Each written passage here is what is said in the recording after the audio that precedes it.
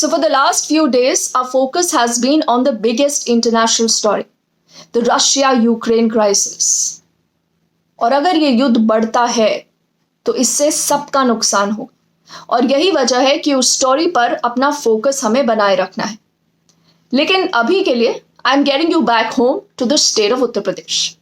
अब उत्तर प्रदेश में देखिए, अब सिर्फ 3 चरणों का चुनाव रहता है, 5वां, 6ठा और 7वां चरण। अभी तक तकरीबन 231 सीटों पर मतदान पूरा हो चुका है, 172 सीटों पर मतदान रहता है और अगर हम 5वें चरण की बात करें तो यहां पर 61 सीटें हैं यानी 61, जिसमें से 47 यानी 47 सीटें भाजपा ने 2017 में जीती थी। अपना दल जो भाजपा का ही एलाय है, तब उसने 3 सीटें जीती थी। अब ये याद रखिए कि अपना दल में अब 2 फाड़ हो चुकी है, यानी उसके 2 फैक्शंस हो चुके हैं, one led by Anupriya, the other by her mother Krishna Patel. Samajwadi party ने 5 सीटें जीती थी, 3 सीटें जीती थी बहुजन समाज पार्टी ने और 1 कांग्रेस ने। अब बीजेपी पर ऑब्वियसली ये दबाव होगा कि वो अपना 2017 का परफॉर्मेंस रिपीट करे, but is that possible? Is 2022 just like 2017? अब इस बार क्योंकि जब चरणों में चुनाव होता है ना, तो हमने ये देखा है कि हर चरण में और हर इलाके में मुद्दे अलग अलग होते रहते हैं और पार्टीज भी तमाम जो ये इलेक्शंस कॉन्टेस्ट करती है ना, ये भी चरणों के हिसाब से और जिस तरह को पार्टीज को अपना फीडबैक मिलता है उस हिसाब से वो अपने इश्यूज को बदलते रहते हैं। अब आपको ये याद होगा, जब चौथे चरण की सिर्फ शुरुआत हुई थी, the union home minister made a big statement and a very important statement. उन्होंने ये बोल दिया कि बहुजन समाज पार्टी तो अभी भी रेलेवेंट है, मुसलमानों का वोट अभी भी मायावती को मिल रहा है और दलितों का वोट भी उनको मिल रहा है। अब इस पूरे स्टेटमेंट को हमने डाइसेक्ट भी किया था और इस पूरे स्टेटमेंट का रेलेवेंस आपको अब नजर आ सकता है। क्या भाजपा की ये कोशिश है कि अब जो चरण बचे हैं यानी 5th, 6th और 7th फेज, यहां से मुकाबला त्रिकोणीय हो जाए? Does the BJP want a triangular fight in Uttar Pradesh? Because देखिए, लार्जली अभी तक क्या हुआ है, जो तमाम फेज गए हैं, जो अभी तक के 4 चरण उत्तर प्रदेश में खत्म हुए हैं, वहां पर we have seen a direct contest between the BJP and the SP गठबंधन। अब अगर ये त्रिकोणीय मुकाबला होता है तो क्या होगा? अब भाजपा को ये कैसे हेल्प करता है?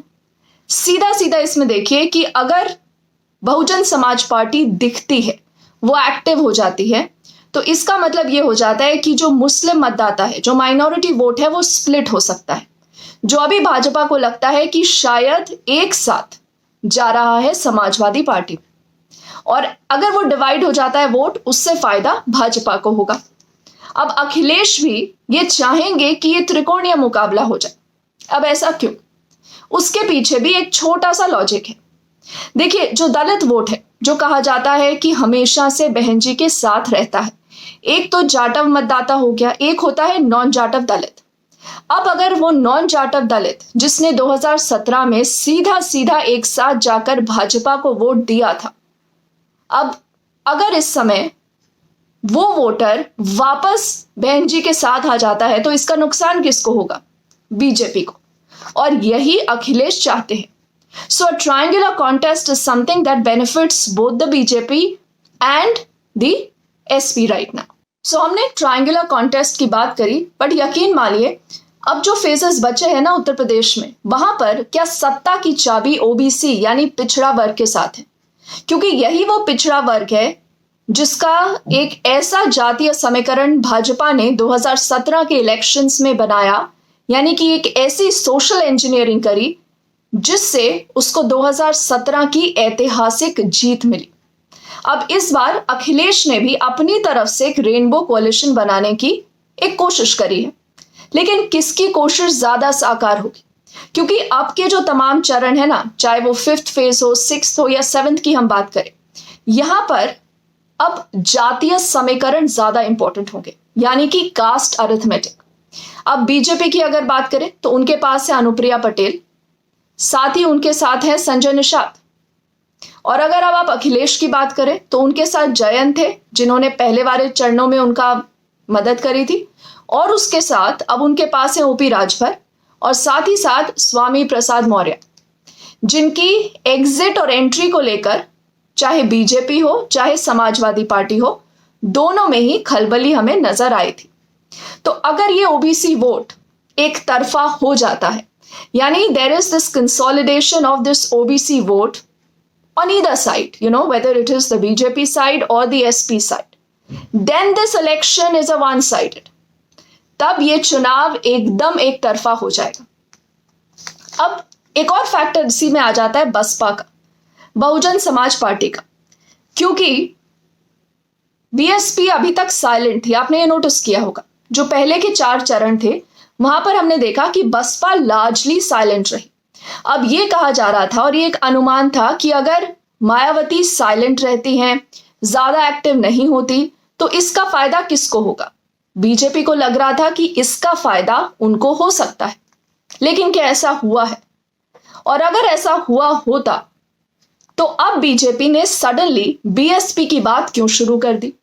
अब इसी से आप लिंक करिएगा ट्रायंगुलर कॉन्टेस्ट वाली बात जो हमने थोड़ी देर पहले करी थी, और यही वजह है कि आने वाले फेजेस में अगर अब बीएसपी एक्टिव नजर आती है और बीएसपी खड़ी हो जाती है तो ये कॉन्टेस्ट और आने वाले फेजेस की शक्ल बदल सकती है। अब इससे दोनों साइड ये क्लेम करेंगे कि उनको फायदा हो सकता है, लेकिन ये देखना बहुत जरूरी है टर्नआउट को लेकर अब 5th फेज ऑनवर्ड्स कि वो किसके पक्ष में नजर आते हैं। एक और बात करते हैं, जब अब हम इस बेल्ट में आ गए ना, जो अवध और पूर्वांचल की बेल्ट है, अब जो यहां पर 5th फेज में जहां पर वोटिंग हो रही है, बहुत सारे इंपॉर्टेंट एरियाज हैं। एक इसमें है अयोध्या।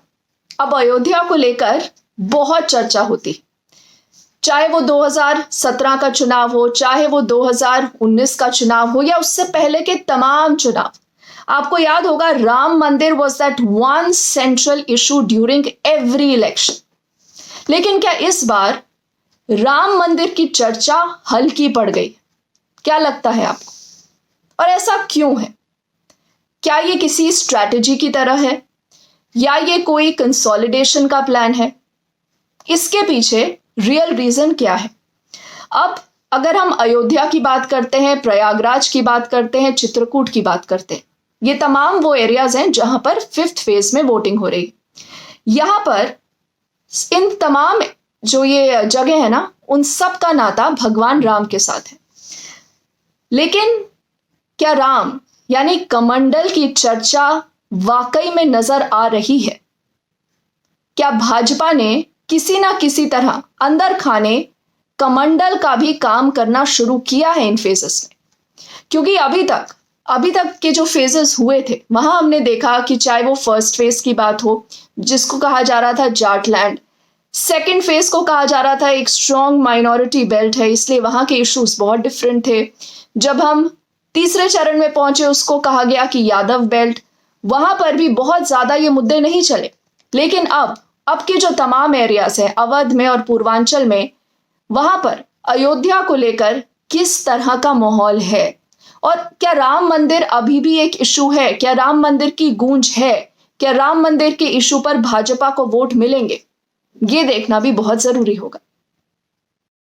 तो हम अयोध्या की बात कर रहे हैं तो आपको याद होगा कि बहुत ऐसी खबरें चली थी कि योगी आदित्यनाथ अयोध्या से लड़ना चाहते हैं, लेकिन इन खबरों का ना किसी ने एक ऑफिशियल डिनायल किया ना कंफर्मेशन, और उसके बाद खबर ये आती है कि योगी आदित्यनाथ अपनी पुरानी सीट यानी गोरखपुर से ही चुनाव लड़ेंगे।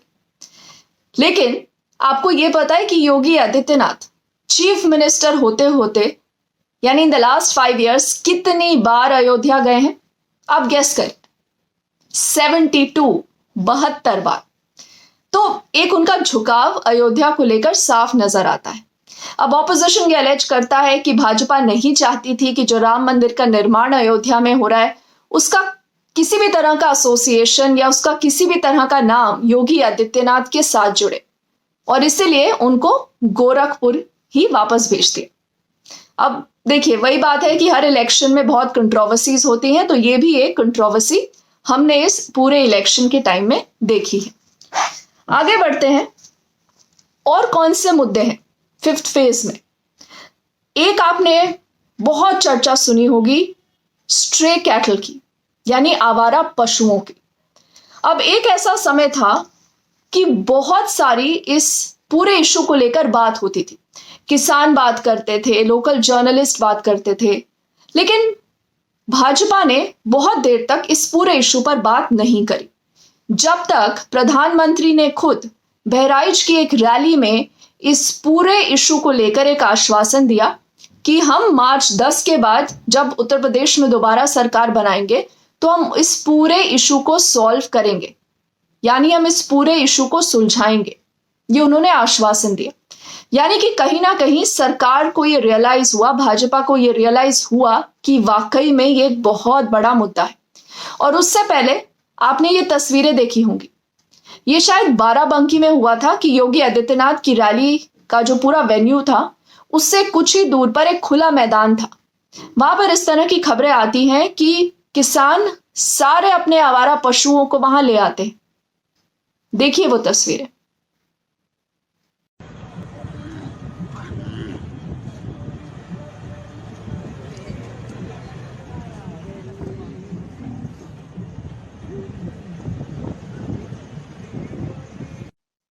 तो स्ट्रे कैटल्स यानी आवारा पशुओं का मुद्दा वाकई में जब हम अवध और पूर्वांचल के साइड आते हैं और बड़ा मुद्दा बन जाता है। और इसीलिए अब ये देखना जरूरी होगा कि क्या जो प्रधानमंत्री और योगी आदित्यनाथ ने अभी तक इस मामले पर आश्वासन दिए हैं उससे किसान खुश हैं, या उनको लगता है कि ये आश्वासन बहुत देर से दिए गए। तो इसलिए ये भी एक बहुत इंपॉर्टेंट इशू है which I think will weigh on the voters mind when they go to cast the ballot. So Uttar Pradesh के इलेक्शन अब एक बहुत इंटरेस्टिंग और एक बहुत इंपॉर्टेंट फेज पर पहुंच चुके हैं। इट्स अ डू और डाई बैटल। हर साइड ये क्लेम करता है कि उसके साथ मोमेंटम है, वो ये कहता है कि उनके साथ लहर है। बीजेपी कहती है कि एंटी इनकम्बेंसी जैसी कोई चीज ही नहीं है, उनके साथ तो प्रो इनकम्बेंसी है। दूसरे साइड समाजवादी पार्टी ये कहती है कि क्योंकि बीजेपी सरकार ने कुछ नहीं किया, वो योगी आदित्यनाथ पर टारगेट करते हैं, इसलिए उनको लगता है कि इस बार उनकी सत्ता आएगी उत्तर प्रदेश में। तो क्या होगा ये तो देखिए 10 मार्च को ही पता चलेगा। और हमने सब पार्टीज की बात करी लेकिन कांग्रेस की नहीं करी। तो एक छोटी सी चीज मैं आपको कांग्रेस को लेकर भी बताना चाहती हूं। अगर आपने नोटिस किया हो बीते कुछ दिनों से we have seen that Priyanka Gandhi is more attacking. वो ज्यादा आक्रामक नजर आ रही है, वो ज्यादा अग्रेसिव नजर आ रही है।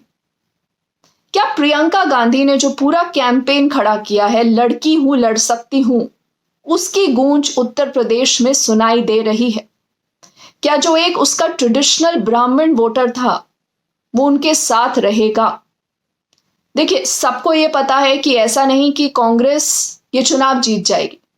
उसके संगठन में कमी है, उसके पास चेहरे नहीं है, उसके पास कैंडिडेट्स भी प्रॉपर नहीं है।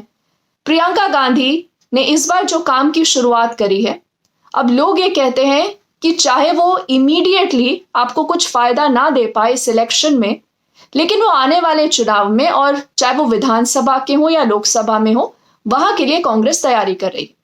लेकिन अगर अभी कोई वोटर कांग्रेस के साथ हो जाते हैं, यानी कि वो कांग्रेस को सपोर्ट करते हैं, तो उसका नुकसान क्या समाजवादी पार्टी को ज्यादा होगा या बीजेपी को ज्यादा होगा, ये भी देखना होगा। तो आई थिंक जो 10 मार्च को नतीजे आएंगे ना, उससे बहुत सारी चीजें क्लियर होंगी।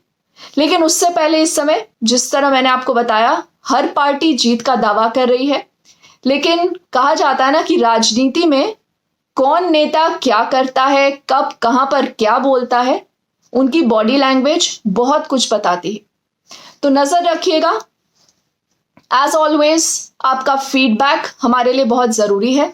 हमें बताइएगा कि आपको ये पूरा एक्सप्लेनर या पूरा एनालिसिस कैसा लगा, और इसको शेयर करिएगा अपने और तमाम फ्रेंड्स के साथ, कलीग्स के साथ, क्योंकि ये वो खबरें हैं जो आपको आमतौर पर टेलीविजन चैनल्स पर नजर नहीं आती, लेकिन जब खबर के अंदर हम घुसते हैं और उस खबर को पूरा डाइसेक्ट करके ऐसे बात करते हैं, तो मैंने अपनी तरफ से ये कोशिश करी है कि आपको उत्तर प्रदेश के जो इलेक्शंस हैं उसका जो 5वां चरण है उसमें क्या इंपॉर्टेंट फैक्टर्स हैं, उसके क्या समीकरण हैं, उसके बारे में जानकारी दी जाए।